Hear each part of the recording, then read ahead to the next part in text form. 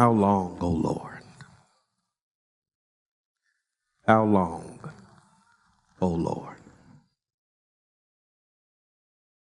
Have you ever asked that question?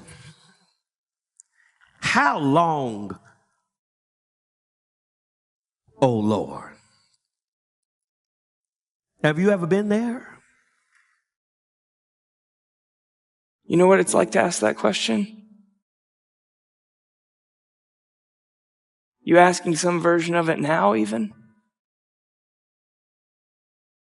And we are all too familiar with the waiting that this life in this world deals us. With another round of resumes to send out, or another round of chemo, another negative on another pregnancy test, another underwhelming first date, another specialist, another gray winter day, another shift at the same old job, or another afternoon staring at the four walls of a prison cell just waiting for the night to come. How can this be it? There's a guy named Charles Spurgeon, and here's what one of his books he said. He said, the best style of prayer is that which cannot be called anything else but a cry. You ever prayed those kind of prayers? God, if you don't show up, I got nothing in the tank. And I don't know if you've ever been there, where you've spoken those kinds of honest and sincere words to the Lord. I don't think I'm going to make it without you. But God's not afraid to hear those words from his children. David was a man after his own heart. And he laid it out. He laid it out to the Lord exactly the way he felt. And he said, if you don't help me, I may die. Psalm chapter 13. It says, how long, O Lord, will you forget me forever? How long will you hide your face from me? How long must I take counsel in my soul and have sorrow in my heart all the day?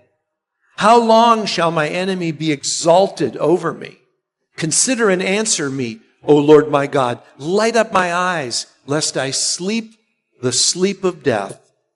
Lest my enemy say, I have prevailed over him. Lest my foes rejoice because I am shaken. But I have trusted in your steadfast love. My heart shall rejoice in your salvation. I will sing to the Lord because he has dealt bountifully with me. But you'll notice that it begins with a voice of desperation. David begins this psalm by saying, how long, O Lord? He says, how long, O Lord, will you forget me forever? David feels forgotten by the Lord. How long is this going to keep going? Now here's a question we always have to ask ourselves. Was David forgotten by the Lord? No, he was not forgotten by the Lord. But did he feel forgotten by the Lord? Yeah, he did. And David wasn't afraid to communicate that to the Lord. This is the way I feel. He isn't necessarily saying, that this is the situation, but he feels forgotten and he feels like the Lord has hidden his face. And David, furthermore, feels like it's been going on forever, which elicits that question, how long? Now, we need to introduce the idea that God does not forget his children.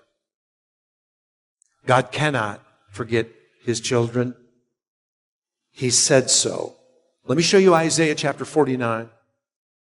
He says, can a mother forget the baby at her breast and have no compassion on the child she has borne?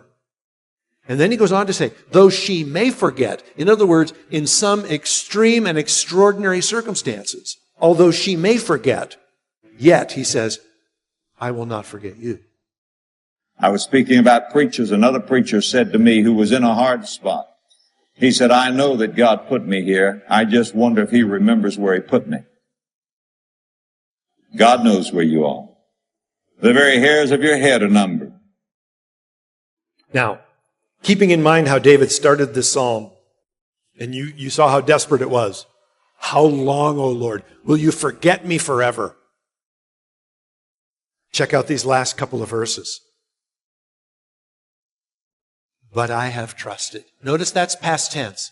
As David begins to speak now here toward the end of this very short psalm, he says, but I have trusted in your steadfast love. And it's kind of as if David is saying, I've trusted you in the past, and there's no reason for me to stop trusting you now. I've trusted in your steadfast love. So what's his conclusion? My heart shall rejoice in your salvation. Look at this turnaround. My heart will rejoice. But if my eyes are on the Lord, there's always reason to rejoice. And that's what we're told. Rejoice in the Lord. And so David is looking back on his past, and he's saying, God's been faithful. That doesn't mean there haven't been rough spots. But God brought me through. Pour out your heart to the Lord. But then when you get to the end of your prayer, and I'm preaching to myself just as much as you, let's bring it back to what is right. I will rejoice in God, who is my salvation. I will sing to the Lord, for he has been good to me. He has blessed me. Just such important reminders. You're probably like David and you're saying, how long, O Lord, will you forget me forever? Will you hide your face? Must I take counsel in my soul and have sorrow in my heart? And will the enemy prevail? How long, O Lord? Praise the Lord, though, that David doesn't stay in verse 1 and 2. David is now writing the last part of this psalm with a new song in his heart. He is rejoicing in the Lord. Today, there's many of you in the room who have been living in verse 1 for far too long. You've been saying how long a whole bunch, but you haven't been saying, I will trust and I will sing and I will rejoice to the Lord because he has dealt bountifully with me. I just want to encourage you. And just like my sister would say, I know the 8-hour drive is long, but I promise the beaches are on the other side. I tell you today, I know the wilderness is a long way. The wilderness is hard. I'm just telling you, the Lord has great plans on the other side. I have 1,000 reasons to sing his praises. And I look back on my timeline and I say, look how God has been faithful. Look how God has been true. And I trust you and I'm looking to you for help in the middle of this. And find yourself rejoicing with a new song in your heart.